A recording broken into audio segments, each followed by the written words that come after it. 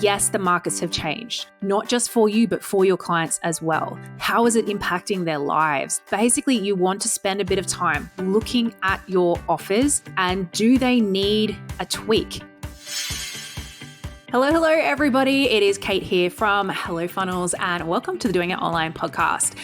In today's episode, we are going to be talking about the elephant in the room, and that is what to do if right now your sales have stalled, plateaued, or even are starting to slide backwards, or in some cases completely stopped, because that is what is happening out there in the market. Let's not pretend like it's not. Let's not pretend like it was a little blip that is just going to magically disappear. Things have changed. We need to change, and that is what we're going to dive into in this episode. So let's dive right on in. Alrighty, guys. So let's start this episode by everybody just stop for a second and take a big breath, because 2024, it has been a lot. 2020 was a lot. 2021 was a lot.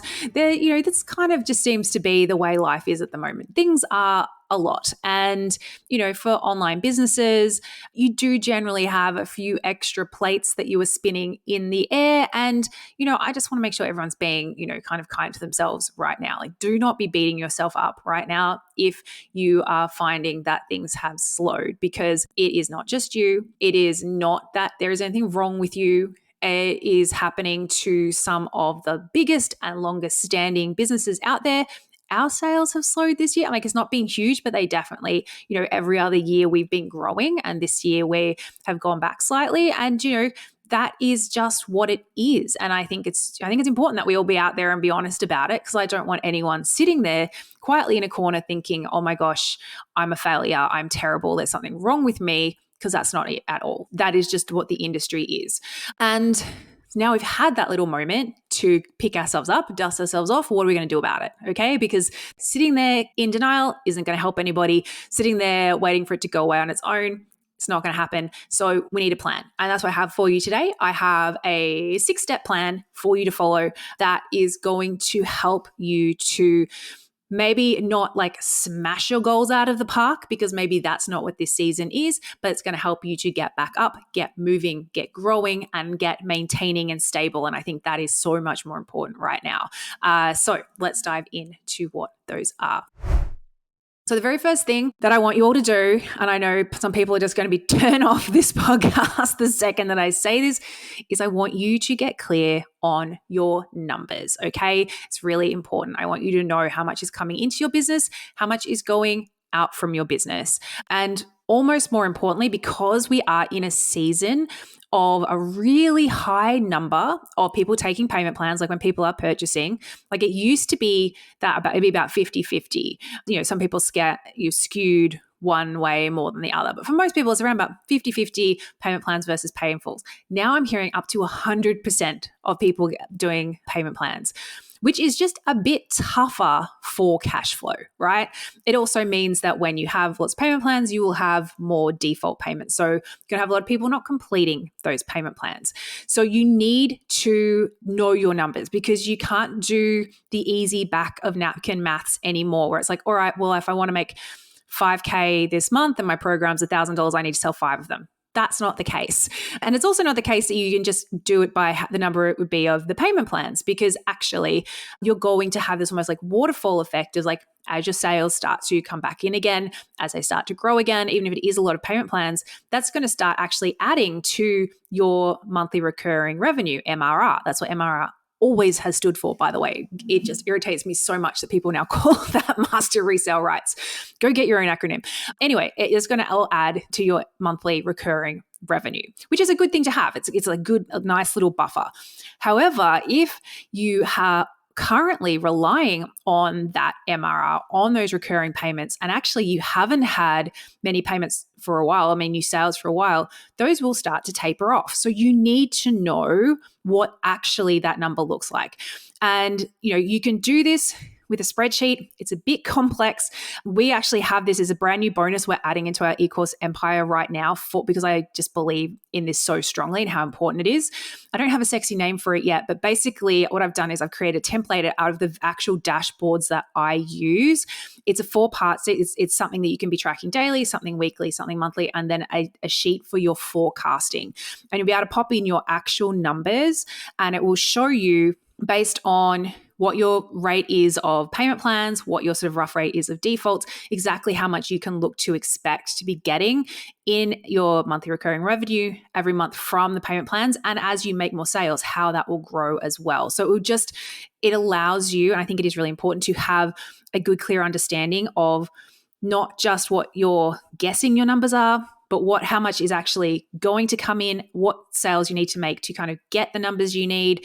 So that's a bonus that we're adding into eCourse Empire for this intake, which I think is just going to be like, yes, it's another spreadsheet, but it's a really, really powerful one. And I think it's really important to know that. So number 1, get clear on your numbers. Number 2, while you're sort of in there digging through those numbers, I want you to sort of notice if the 80-20 rule is applying to you, and it does to most. Like, have a look. And we have this, like I use Xero and we have a profit and loss. And in that profit and loss, it will show us based on each program we offer, like what revenue we have coming in each month and also for the yearly running total kind of thing. And just have a look and go, where is the majority? Like with your different offers, where is the majority of your revenue coming from? And for most people, it's usually that rule of like 20% of your sales equals 80% of your revenue, or 20% of your effort equals 80% of your revenue. And there's normally something in there that is like, okay, there's something that we do and it brings in most of our money. And if we just concentrate on that and systemize that, it would probably be able to do it easier and with less effort and better. And that's going to help you to grow. So you want to sort of look at that thing, like what is the thing that's bringing in most of the revenue and what are the distractions? What are the little bits that we're getting here and there that are actually just diluting your focus, that are just confusing your audience? Like, how can you sort of do a bit of clean of house and go, all right, let's simplify the offer suite and just focus on the things that are bringing in the bulk of our revenue, and just, make sure that with the following steps I'm going to give you, that you're able to systemize that to bring in more of that, to systemize how you're delivering it, how you're selling it, all that stuff. So it sells better and with more ease, and you sort of start to really get into that mastery zone for those offers. So that's number 2. Get clear on what is bringing in most of your revenue and what needs to be just spring cleaned out of the business. Number 3, I want you to take this new, more simplified offer suite and I want you to make those offers a hell's yes. Make sure they're irresistible. Spend time here. Think about, like, yes, the markets have changed, not just for you, but for your clients as well. How is it impacting their lives, how they're spending their time, where they're spending their money? Like, are there new problems that they have now, or things that have maybe previously weren't as high a priority that maybe are more of a priority for them? And can you tweak those offers? And it doesn't mean recreating programs from scratch. It could be like, maybe you need to just add in a bonus, or maybe you need to add a little kickstart to the start of your offer so that they can get this something that was maybe a nice to have later on, but now is more crucial. Get that out of the way right up front. Or maybe do they need more community right now because they're feeling really stressed and lonely? Can you add that in? So just basically, you want to spend a bit of time looking at your offers, and do they need a tweak? How they're delivered? Are they too long? Are they too short? Is there too much support? Not enough? Too much videos for them to watch? Not enough? Are your people on the go? Do they need an audio version? Like, it's just time to look at your offers and look at your ideal client. And, it could also be in this time, it might be a great chance to do a survey of your existing clients and also your list and ask them some of these questions to see if there's any sort of trends that make you go, oh, okay, I need to add this in, or I need to take this out, or I need to focus on this, or tell people more about this because it's in there and maybe just people don't know about it. So that's step number 3. So you're going to figure out which offers are your most profitable, and then you're going to make them absolutely fucking amazing. Excuse my French. Then number 4, now you've got these dialed in, ready for the new market, amazing irresistible offers, is you are going to go out there and make offers, and you're going to make them more often. So if you've been listening to the last few episodes, you would have heard me talking about this, but I am declaring 2024 the year that quarterly launches died. and I'm happy about it. I'm dancing on his grave. Unless they're working for you and you love them, then great, go at it. For most people, they are not. So what you need to do, you cannot be in this climate having these deserts where you are not making sales. You need to be making sales every week, if possible, if not every day. How do you do that? Well, we have our 3-part ecosystem, which we help people inside Ecos Empire to do that. We'll show you how to set up a social selling system to make sales every day, an email engine to make sales every week, and evergreen launches to make sales every month. And the 3 of those combined are going to help you to make more sales than you were doing with your quarterly launching, but with a lot less effort, a lot less risk, and a lot less stress. So that's the next thing you need to do, is you need to be making sales more often, but doing it in a way that's obviously not taking up all of your time, because I don't want you working harder here for less. I want you to be shifting and focusing on the things that are actually going to bring in a more sustainable revenue stream for you. So important, so important. All right, so once you are in that flow and you have these pieces set up, this is where you can choose one or two. It's a bit of choose your own adventure here. So the next steps are either to go out and now get in front of more people. So now that you have gotten clear, you know your numbers, your offers are dialed in, and you've got systems in place, calendars and campaigns in place to be selling those offers, you're sort of set with that. Now we need to be getting in front of more eyeballs. That's option number 1. And there's obviously different ways of doing that. Paid ads, collaborations, joint ventures, going out and getting onto as many podcasts and things as you can. There's lots of different ways to scale that. And your specific scale plan will be very different because everybody's business is different. If you want to talk about creating a personalized scale plan, that's our step 2 inside Ecos Empire. We would love to help you with that.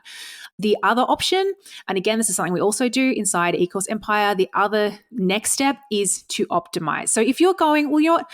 I've got a decent sized audience and I'm getting a good flow and I'm happy with that. I'd actually just like to dial it in a bit more. Then optimization might be the next best step for you. And what I mean by that is going, what can we put in place to increase your number of conversions and increase your lifetime client value without necessarily going out to a bigger audience or bringing more people in? Like, how can we do this? So ideally you want to do both. And I said that these are the steps to take once everything is dialed in and working again.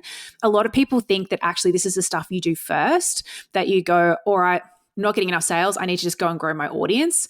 But that's kind of like taking a bucket with holes in it and just pouring more water in it. It's still not going to catch, it's not going to catch any water. It doesn't matter how much you pour in it. There's holes in the bucket, it's all going to fall out.